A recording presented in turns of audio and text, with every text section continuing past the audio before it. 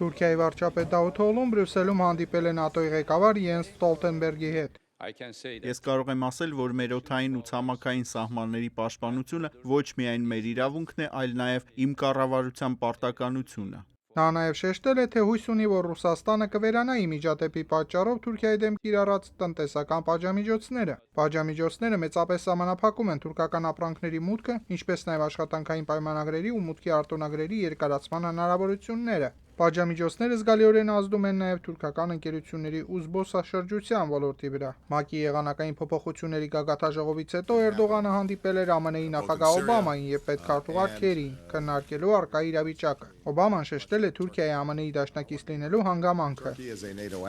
Միացյալ Նահանգները իր բոլոր դաշնակիցների հետ սատարում է իր սահմանները և ինքնիշխանությունը պաշտպանելու Թուրքիայի իրավունքը։ Մենք խիստ շահագրգռված ենք Թուրքիայի հետ ռազմական հարաբերությունների զարգացմամբ, ոչ միայն ապահովելու Թուրքիայի անվտանգությունը, այլ նաև Սիրիայում օգնելու մարել ահավոր այդ քաղաքացիական պատերազմը և համոզվելու, որ Դաեշից եկող սպառնալիքը չեզոքացված է։ Իր հերթին Էրդողանը հույս է հայտնել, որ միջադեպը կարելի կլինի հարթել դիվանագիտական ճանապարհով։ Մենք հակված ենք օգտվելու դիվանագիտական լեզվից, քանի որ այն տեղին է տարածաշրջանում խնդիրների լուծման համար։ Մենք չենք ցանկանում ավելի լարել վիճակը, այլ ընդհակառակը թուլացնել այն։ Եվ վերջապես, մեզ համար շատ կարևոր են Թուրքիայի հարակից տարածքներում ապրող մեր ազգակիցները, որոնք կապ չունեն իսլամական պետության հետ, սակայն դառնում են հարձակումների թիրախ։ Վերջերս նրանց շրջանում ավելի քան 500 մարդ է զոհվել ռմբակոծումների արդյունքում։ Սակայն Ռուսաստանի պարագայում առավել նկատելի է պատժամիջոցների լեզվով խոսելու միտումը։